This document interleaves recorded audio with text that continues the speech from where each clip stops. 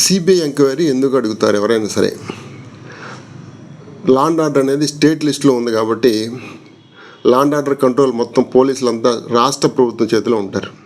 ఏదైనా ఒక ఇన్సిడెంట్ జరిగినప్పుడు ఇన్ఫ్లుయెన్స్ చేసే అవకాశం ఉంటుంది అధికార పార్టీ వాళ్ళు కాబట్టి, ప్రతిపక్షం వాళ్ళు కానీ లేకపోతే న్యాయం జరగదని భావించే వాళ్ళు ప్రత్యేకమైన కారణాలు ఉంటే సిబిఐ ఎంక్వైరీ అడగొచ్చు.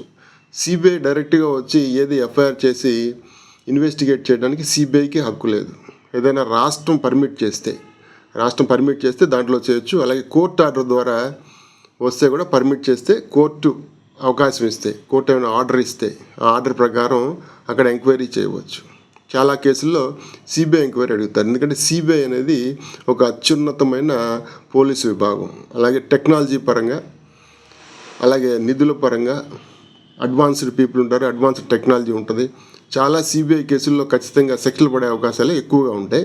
అలాగే ఇన్ఫ్లుయెన్స్ చేసే అవకాశం కూడా తక్కువగా ఉంటుంది. ఎందుకంటే అది సెంట్రల్ గవర్నమెంట్, ప్రధానమంత్రి గారి డైరెక్ట్ కంట్రోల్లో నడుస్తుంది కాబట్టి, సెంట్రల్ హోమ్ మినిస్టర్ గారి డైరెక్ట్ కంట్రోల్లో నడుస్తూ ఉంటుంది కాబట్టి దాన్ని ఇన్ఫ్లుయెన్స్ చేసే అవకాశం చాలా తక్కువగా ఉంటుంది. అలాగే చాలా నిజాయితీపరులైన ఆఫీసర్లు ఎక్కువగా దాంట్లో పనిచేస్తూ ఉంటారు కాబట్టి సిబిఐ ఎంక్వైరీ అడుగుతూ ఉంటారు.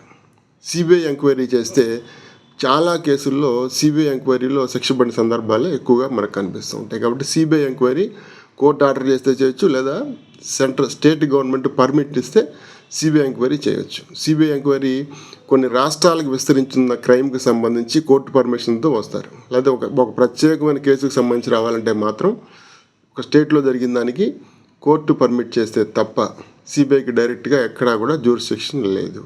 కాబట్టి అందుకనే ఈ ఇన్ఫ్లుయెన్స్ చేసే అవకాశం తక్కువగా ఉంటుంది, దర్యాప్తులో నాణ్యత ఉంటుందని చెప్పి చాలామంది సిబిఐ ఎంక్వైరీ చేయమని కోర్టు వారిని కోరుతూ ఉంటారు.